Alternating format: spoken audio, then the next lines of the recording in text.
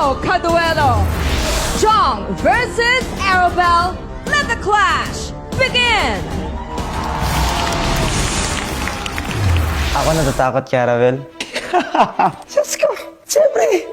Ang gusto kong makaduo ay si Arabelle. Arabelle! Pwede ka na tumabi kay Jong! Kaya ako pinili si Arabelle. Nararamdaman ko lang na mag-work kami kasi magkaiba kami ng genre. And Arabelle is so good sa singing. Ang galing talaga. And paano niya rin dalhin yung sarili niya sa stage. Nafe-feel ko na magwa-vibe kami dun sa part na yun. Walang dueto!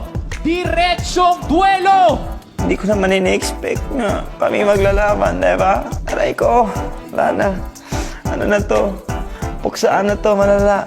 Hindi rin ako nagsisi na si Arabelle yung kalaban ko kasi isa rin sa mga gusto ko makalaban nung round 1. So, ngayon pa tinuloy talaga. Arabelle, handa mo na sarili mo dahil akin ang season na to.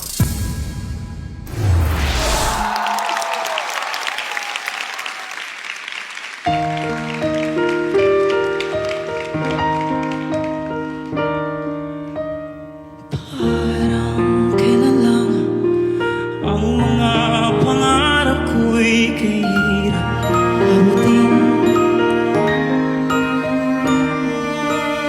Dahil sa inyo, napunta ako sa aking nais marating. Nais ko kayong pasalamatan kahit man lang isang awitin. Dahil tanda at lilipas rin ako, ngunit mayroong awitin iiwanan sa inyo.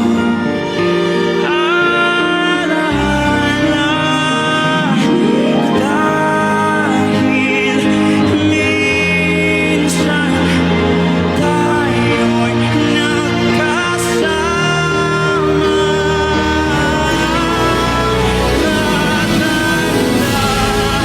At lilipas din ako, ngunit mayroong awitin iiwanan sa inyo. Alaala, dahil minsan tayo'y nagkasama.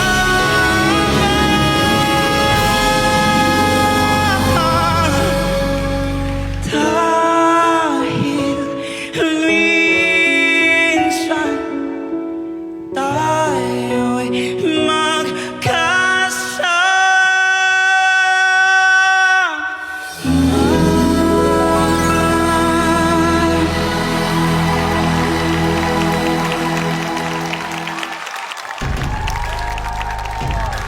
Jong! What's up, my brother? Grabe. Alright, Jong, papakinggan natin ang masasabi ng Clash Panel sa performance mo. Clash Panel? Bagay pala sa'yo yung mga ganyan na ballad. And always binibigyan mo kami ng heartfelt na performance. I think it is a beautiful handog mo para sa amin lahat ang ipinamalas mo sa amin ngayon. Lagi mong inaantig ang mga puso namin sa mga pagkanta mo. So thank you very much po. Totoo ka, Mare.